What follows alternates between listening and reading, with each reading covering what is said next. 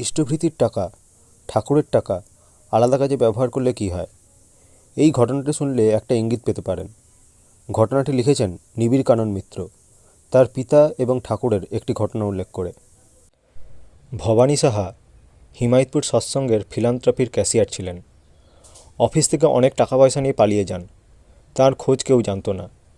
অনেক দিন পর দেওঘরে একদিন ঠাকুর আমার বাবাকে ভবানী সাহার খোঁজ করতে বললেন।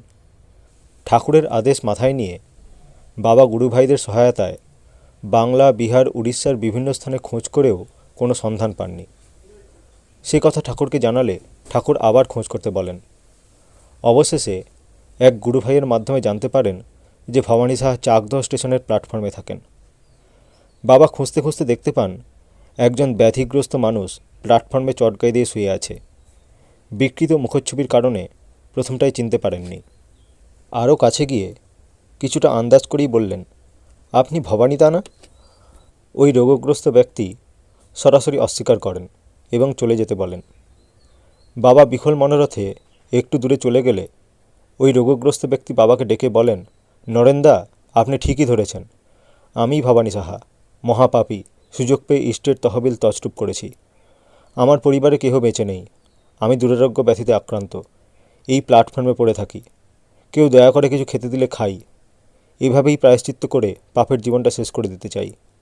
দয়াল ঠাকুর যেন আমাকে ক্ষমা করেন, বলে হাউ হাউ করে কাঁদতে লাগলেন। উত্তরে বাবা বলেন, ভবানীদা, ঠাকুর যদি আপনাকে ক্ষমা নাই করবেন, আপনার জন্য উতলা হয়ে আমাকে খোঁজ করতে আদেশ করবেন কেন?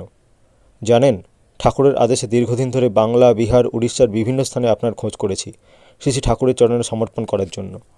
ঠাকুরের দয়ায় পেয়েই যখন গেছি, ঠাকুরের আদেশ আমাকে পালন করতে দিন। আমি অ্যাম্বুলেন্সে করে আপনাকে দেওঘর নিয়ে যাব। ভবানীদা কাঁদতে কাঁদতে বাবাকে বললেন, আমি এই পোড়ামুখ নিয়ে তাঁর কাছে যেতে পারবো না। প্রার্থনা করুন তাঁর নাম স্মরণ করতে করতে যেন এখানেই দেহটা ছাড়তে পারি। ঠাকুরের আদেশ পালন করতে না পারার মনকষ্ট নিয়ে দেওঘরে ফিরে বাবা ঠাকুরকে বিস্তারিত সব বলতেই ঠাকুর আর বাঁচানো গেল না বলে একটা দীর্ঘশ্বাস ফেলে মা মা করতে থাকেন। হয়তো একটা ইঙ্গিত পেয়েছেন ঠাকুরের টাকা অন্য কাজে ব্যবহার করলে কি হতে পারে। অনেকে বলে থাকেন ইষ্টভৃতির টাকা তারা অন্য কোনো মন্দিরে বা উৎসব অনুষ্ঠান ইত্যাদিতে দান করে দেন। তা কিন্তু মোটেই উচিত নয়। ঠাকুরের নিজের বলা আছে, ইষ্টভৃতির টাকা সৎসঙ্গ ফিলান্থ্রপি অফিস দেওঘরে পৌঁছানো বাঞ্ছনীয় এবং 30 দিনের দিন পৌঁছাতে হয়। ইষ্টভৃতির টাকা সঠিকভাবে পৌঁছানোর জন্য আপনার এলাকার কাছাকাছি উপজেলা কেন্দ্রের সাথে যোগাযোগ করে তাদের নির্দিষ্ট ডেটে নিজেকেই জমা করতে পারেন, অথবা পুরনো কোনো অর্ঘ্যপ্রস্তুতি কাছে থাকলে সৎসঙ্গ ফিলান্থ্রপি ওয়েবসাইটে গিয়ে সকাল 6টা থেকে সন্ধ্যে 6টার মধ্যে অনলাইনে জমা করা যায়। অন্য কোনো উপায়, অন্য কোনো পদ্ধতি বা অন্য কোনো জায়গায় জমা করতে নেই।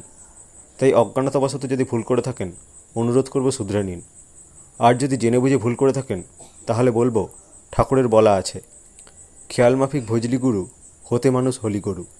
তাই মানুষ হতে গিয়ে খোদার উপর খোদকারি করে গরু হয়ে লাভ নেই। জয় গুরু। সকলে ভালো থাকবেন। ভিডিওটি ভালো লাগলে অবশ্যই লাইক করুন, কমেন্ট করুন এবং শেয়ার করে অন্যকেও জানবার সুযোগ করে দিন।